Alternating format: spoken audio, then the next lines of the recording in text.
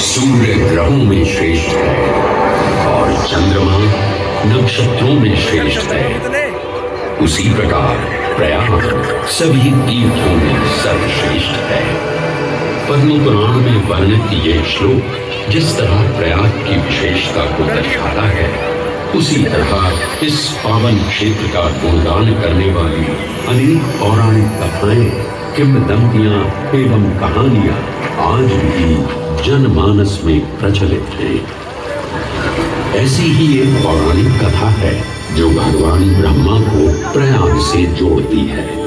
मान्यताओं के अनुसार भगवान ब्रह्मा को यज्ञ करने हेतु एक दिव्य स्थान की आवश्यकता थी, जिसके चयन को लेकर वे बड़ी ही दुविधा में थे। अपनी दुविधा के निवारण हेतु भगवान ब्रह्मा नागों के देवता महाराज शेषनाग के यहाँ पहुंचे और उनसे कहा, हे आदिशेष, मैं यज्ञ करने हेतु इस सृष्टि में एक ऐसा स्थान ढूंढ रहा हूं जो दिव्यता और पवित्रता की दृष्टि से सर्वोत्तम हो।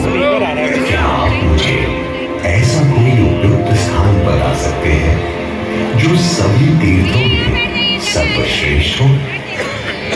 जगत रचयिता को मेरा प्रणाम। भगवान, मैं धन्य हूं कि आपने मुझे इस योग्य समझा।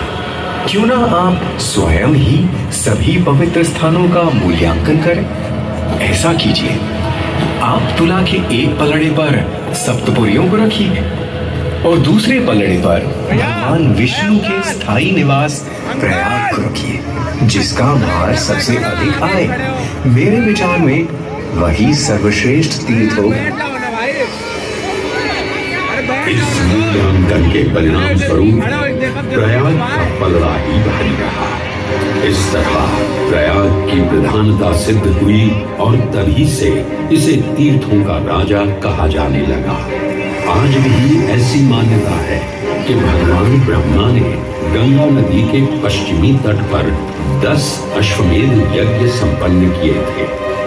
आज उस स्थान को हम दशाश्वमेध घाट के नाम से जानते हैं।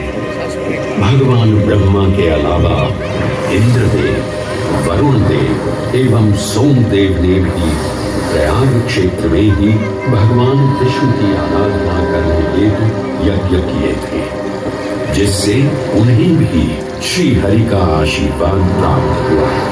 प्रयाग शब्द में प्र का अर्थ है प्रकृष्ट और याग का अर्थ होता है यज्ञ। इसीलिए इन दो शब्दों से बना प्रयाग सबसे पवित्र स्थान माना जाता है।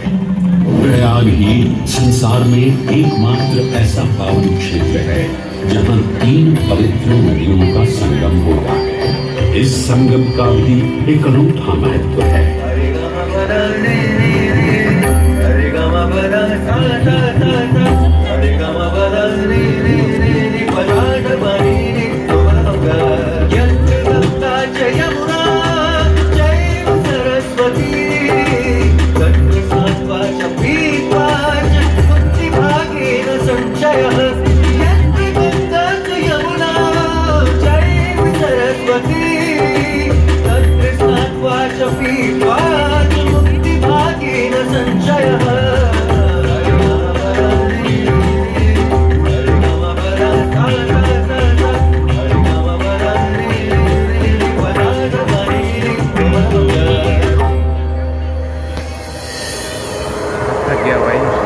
प्रयाग में गंगा, यमुना और सरस्वती जैसी 3 सबसे पवित्र और पूजनीय नदियों का दिव्य संगम होता है।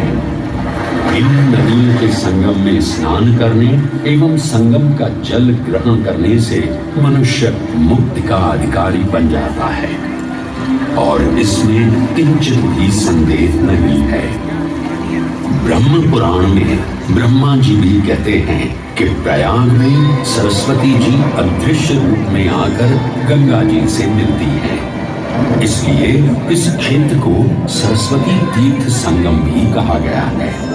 सरस्वती नदी के अदृश्य रूप से मिलने के पीछे भी एक पौराणिक कथा सुनने को मिलती है।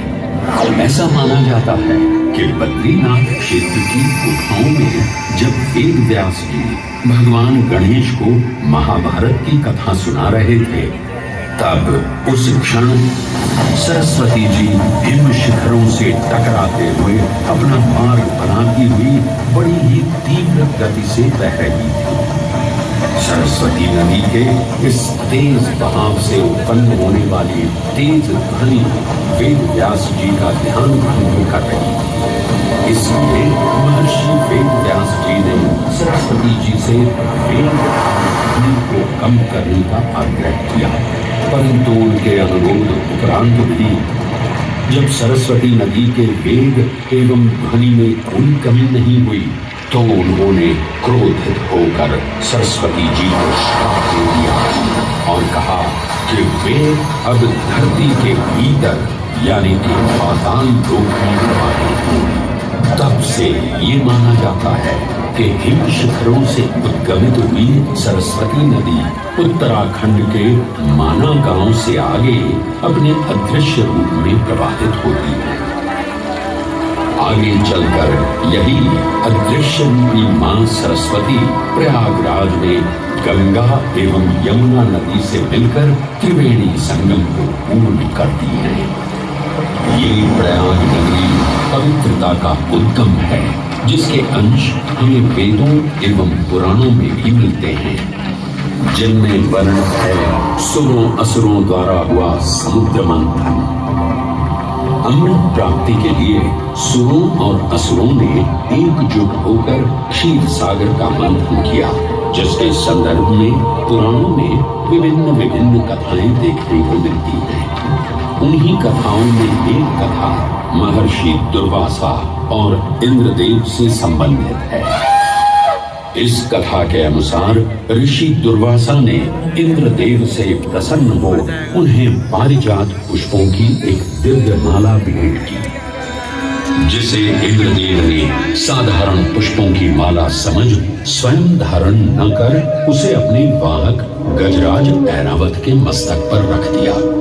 पल भर में गजराज ने वो माला धरा पर गिरा उसे अपने पैरों तले रौंद दिया। ऋषि दुर्वासा से ये अपमान सहन न हुआ और उसी क्षण क्रोधित हो उन्होंने इंद्रदेव को श्राप दे दिया। हे अहंकारी इंद्र, तेरा इतना दुस्साहस कि तुमने मेरा अपमान किया। जिस वैभव एवं शौर्य पर तू इधर आ रहा है, क्षण भर में ही तेरा ये वैभव, प्रतिष्ठा, शक्तियां सब नष्ट हो जाएंगी। अत्रि पुत्र दुर्वासा समस्त देवगणों को श्रीहीन होने का श्राप देता हूं।